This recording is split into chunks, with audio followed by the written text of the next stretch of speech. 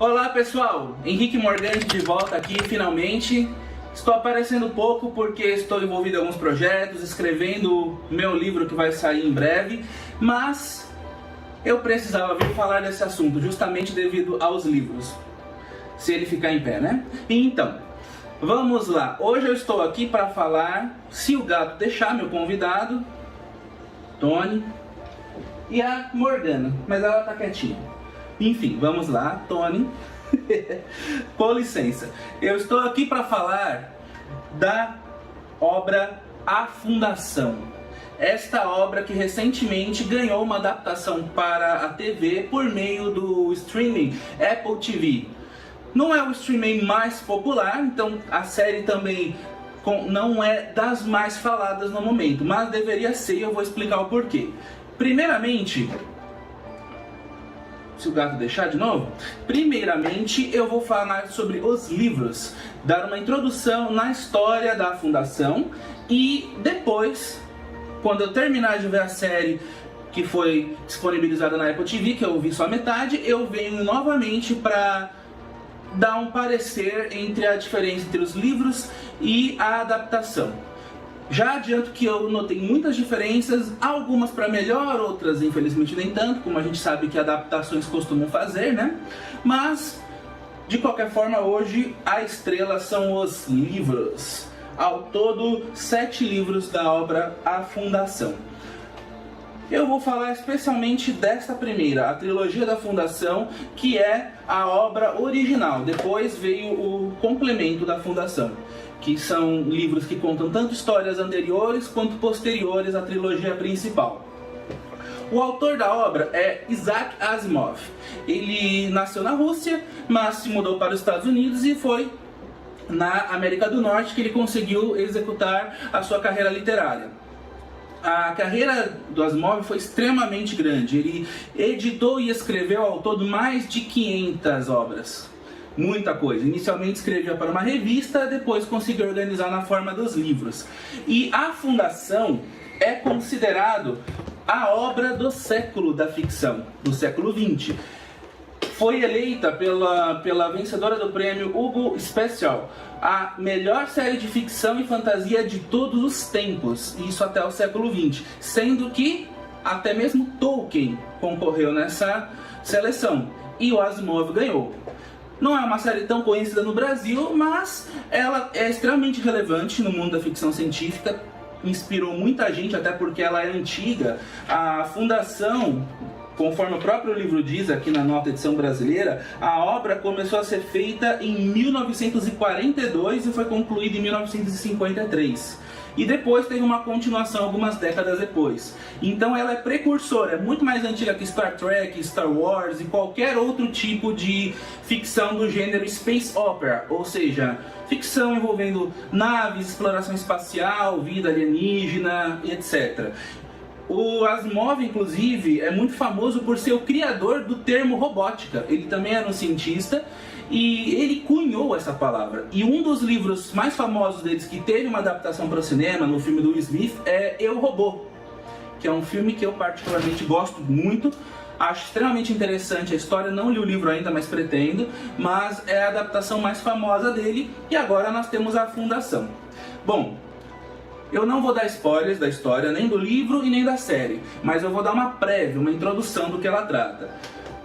Essa obra, que é das minhas preferidas, é simplesmente encantadora e uma das minhas inspirações. Ela fala do nosso próprio universo, onde os seres humanos aqui na Terra foram evoluindo, conquistaram o espaço, conquistaram uma tecnologia de viagens interplanetárias e basicamente dominaram a nossa galáxia, a ponto da origem do ser humano já ter sido perdida na memória. Eles nem mesmo sabem qual é o planeta de origem da espécie humana, de tão espalhada que ela está no universo. E a Fundação, ela nos traz um futuro onde existe um Império Galáctico, que não é o Império de Star Wars, tá? Não tem conotação negativa de jeito nenhum, pelo contrário. O Império Galáctico é apresentado como algo positivo, como um governo unificador da galáxia, que impede os conflitos, que consegue impor um código legal. Por mais que ele tenha várias falhas e disfuncionalidades, assim como os governos atuais também, é um estado muito melhor do que o caos e a anarquia. o que eu também concordo que seja o caso hoje. E agora, o que acontece? Este império já existe há 12 milênios nessa obra. Então, há mais de 12 mil anos a galáxia está povoada, a civilização humana está se expandindo, todo o poderio tecnológico, militar, enfim. E a galáxia desfruta de uma relativa estabilidade, a maior estabilidade possível se tratando de pessoas. Com certeza existem os conflitos internos, crimes, desigualdades, mas no geral a raça humana tem uma qualidade de vida compartilhada boa. Digamos que seria como se fosse um mundo real, só que melhorado e expandido no universo. Como se fosse realmente países de primeiro mundo, sabe? E aí o que acontece? Esse Império Galáctico, ele aparentemente é extremamente sólido. Inclusive, a capital desse Império, um planeta chamado Trantor, escreve-se Trantor, ele é um planeta que é completamente tomado por uma grande metrópole, por uma cidade que envolve o planeta inteiro em vários níveis, de quase o núcleo até vários quilômetros acima da superfície. Vocês já viram isso em algum lugar, não é? Pois bem, Coruscant, a capital da galáxia, da República em Star Wars, não é o primeiro planeta completamente tomado por uma cidade. Dá para lembrar do planeta e fazer uma imagem, uma boa visualização da cena, mas não é iniciativa de Star Wars. Veio da obra do Asimov. Eu, pelo menos, não conheço nenhuma antecessora que tenha esse conceito de uma cidade que toma um planeta inteiro. É onde existe o Palácio Imperial, é onde é feita toda a administração da capital e também do Império Galáctico. É uma cidade administrativa, o coração do Império. E aparentemente está tudo bem. Até que surge um cientista chamado Hari Seldon, que na série é interpretado... Eu esqueci o nome do ator, mas eu adoro ele. É o que fez o cientista em Chernobyl. Aquele cara é fantástico, ele tem cara mesmo de um cientista sábio, que anuncia desgraça. Não sei se é porque minha impressão vem de Chernobyl, mas eu acho que combinou perfeitamente. Chernobyl da HBO, a série, no caso. E aí, esse cientista, Hari Seldon, ele originalmente é um matemático, mas é um matemático que desenvolveu uma nova ciência. A ciência que ele desenvolveu e que ele pratica e prega se chama psicohistória. A psicohistória é uma ciência que trabalha com a união da própria história, conceitos de psicologia, matemática e probabilidade e estatística. Caíram de novo. Enfim. E o que acontece? Ele uniu todas essas esferas de conhecimento e criou uma ciência capaz de prever os rumos de uma civilização, os rumos de um grande grupo de pessoas. Ou seja, é como se você, por exemplo, como se você pudesse prever a direção da chuva se ela tiver uma grande quantidade. Você não consegue prever a trajetória de uma única gota, mas de todo o corpo d'água você consegue prever. Então a psicohistória, ela não consegue prever o comportamento de um único indivíduo ou de uma única família, de um grupo pequeno. Mas se você transformar esse grupo numa civilização, numa cidade, num povo, num planeta, numa galáxia, em grandes quantidades eles conseguem prever. Citei o exemplo da chuva, mas eu acho que mais apropriado seria um cardume, talvez. Um único peixe também pode ser imprevisível, mas um cardume pode ser medido. A direção que os peixes estão indo, onde eles vão parar. Então essa ciência, ela pegava todo o conhecimento do passado para criar as lições. Afinal de contas, a história prega que o passado é um tanto cíclico, ele tende a se repetir. Junto com a estatística, junto com a psicologia e vários outros fatores também de sociologia, enfim, e essa ciência é criada. E com base nessa ciência é possível prever o rumo que a civilização está tomando. E com base nesses estudos, o cientista Hari Seldon, né, o protagonista inicial da fundação, ele prevê que o Império Galáctico, aquela entidade que consegue unificar a galáxia, que consegue, digamos assim, garantir a civilização mantendo um mínimo de decência, um mínimo de estabilidade, prosperidade, esse império está condenado. Ele tem várias forças que estão minando a estrutura do império, destruindo o alicerce. Como o próprio fala, a árvore, ela pode estar podre por dentro, mas se você olha, ela ainda parece firme até que ela simplesmente racha e tomba. E o império, segundo o cientista, está nesse estado, está podre por dentro, as raízes estão fracas, existem vários conflitos, várias desigualdades sociais, vários problemas internos que estão conspirando para que o império caia. E segundo a psicohistória, a previsão que o cientista tem para o futuro é péssima. Após a queda do Império Galáctico, uma série de guerras irá estourar por toda a galáxia. Dezenas de senhores da guerra, de milicianos, de pequenos reinos e pequenos imperadores irão se unir em pequenos reinos, em pequenos feudos, lutar entre si. A barbárie vai tomar conta, o crime, o roubo, a pirataria, e a civilização vai entrar em colapso.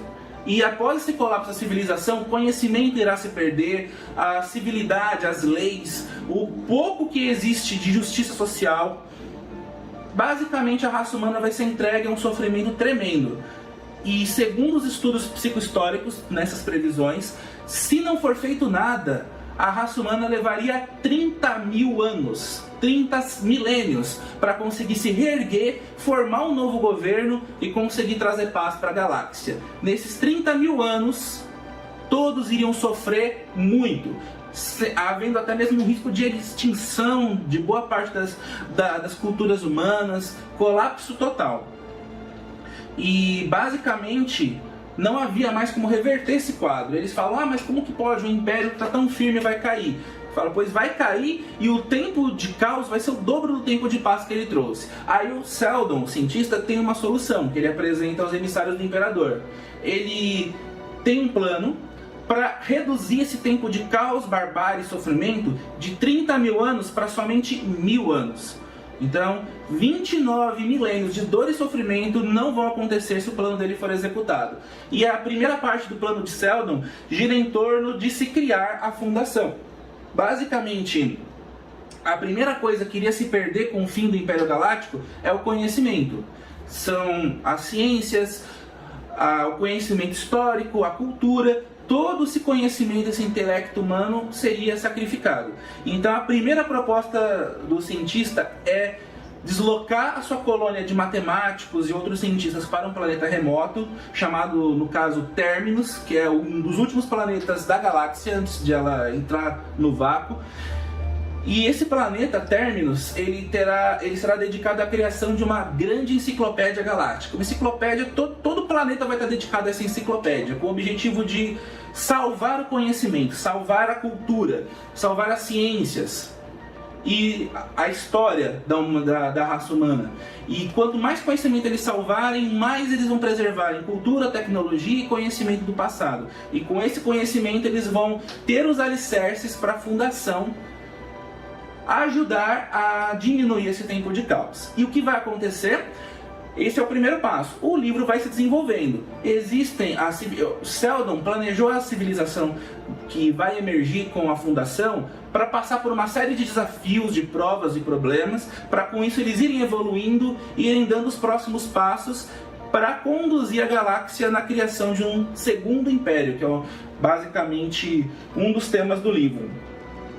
E aí é muito grandioso. Basicamente não é um personagem, não é um protagonista. O livro começa a dar saltos no tempo. Ele começa nesse ponto com o cientista, depois vai para algumas gerações à frente com o trabalho progredindo e vai mostrando passo a passo a progressão desse plano, desse objetivo de salvar a humanidade da ignorância, de preservar o conhecimento, de reerguer a civilização, de combater a barbárie. O autor, o Asimov, ele foi inspirado basicamente na história real da queda do Império Romano, que era um fato que ele lamentava, e eu também lamento muito, como fã de história, a matéria história, que o Império Romano basicamente foi uma era de paz e prosperidade, apesar de seus grandes problemas, mas foi melhor do que outras etapas da civilização. E após a queda do Império Romano, de fato muito se perdeu, houve um grande regresso à civilização ocidental que foi recuperado muitos séculos, até milênios depois. Então, se pudesse ter sido preservado, talvez houvesse hoje um futuro melhor, um futuro mais avançado. E essa foi uma das inspirações do autor. o que poderia ser feito para eliminar essa decadência de um grande império pacificador e unificador e preservar o conhecimento. E aí eu não vou dar mais spoiler, porque sugiro que vocês leiam o livro. É muito interessante. Esses livros da trilogia são os essenciais. A tetralogia seguinte tem um prelúdio, tem uma introdução e tem também uns eventos à frente dessa daqui que vale muito a pena conhecer, é extremamente interessante. Entra na questão dos robôs, da inteligência artificial, exploração espacial, origens da vida na Terra, é sensacional. Eu adoro essa daqui também, mas essa daqui é a minha preferida, não tem nem o que falar. E eu sugiro que vocês leiam, conheçam a história. Assistam também a série, que ela tá interessante. Tem muitas discrepâncias, mas também tem algumas cenas lindas. Eu acho que tem a cena de viagem espacial, de propulsão assim, de hiperespaço, de grandes distâncias, usando um mini buraco negro, que é uma das coisas mais bonitas que eu já vi. Eu acho que é a viagem intergaláctica mais bela representada, mais bonita que eu já vi em Star Trek, Star Wars e outras obras. E tem ótimos atores também, tá bem feita. E assim, até onde eu vi, eu tava com alguns problemas com algumas distorções que eles fizeram, porque eu não entendo por que eles pegam uma história maravilhosa e sabotam, né? Sendo que dava para adaptar com perfeição, como algumas obras fizeram. Mas tudo bem, eu vi até a metade. Vou ver o resto, e aí eu faço um outro vídeo comparando a série com os livros.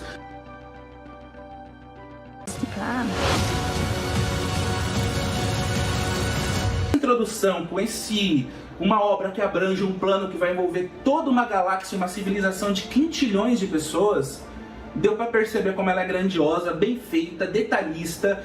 E apesar de tudo, os livros não são enormes, não são grandes, porque o Asimov tem um poder de síntese excelente, diferente de alguns outros que usam, né, um calhamaço enorme de páginas para contar uma história bem menos grandiosa, como eu acredito que seja o caso do George Martin de Game of Thrones.